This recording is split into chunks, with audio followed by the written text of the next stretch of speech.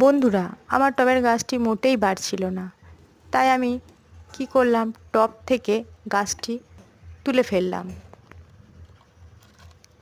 তো তুলে ফেলে ভালো করে গাছটার চারপাশটা পরিষ্কার করলাম এবং টবের মধ্যে মাটিগুলোও আমি বার করে ফেললাম। তো বার করে ফেলে ওই টবের ভিতরের মাটিগুলোকে আমি বাড়ির তৈরি সার, মানে আমার সবজির খোসা, সেগুলোকে আমি সার হিসাবে মাটির সঙ্গে মিশিয়ে নিলাম। ভালোভাবে মাটির সঙ্গে মিশিয়ে আমি বেশ করে মাটির সঙ্গে সবজির খোসাগুলো আমি মিশিয়ে নিলাম।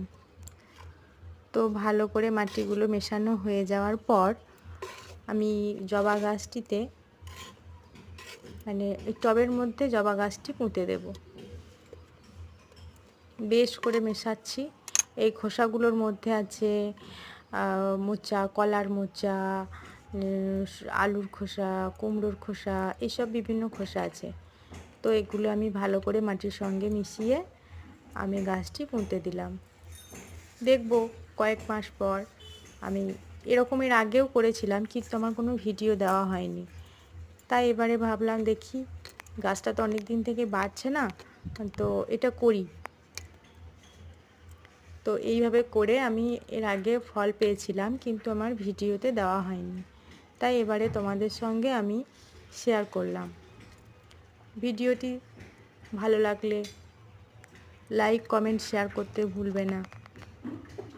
এতক্ষণ ধরে ভিডিওটি দেখার জন্য তোমাদের সবাইকে অসংখ্য ধন্যবাদ।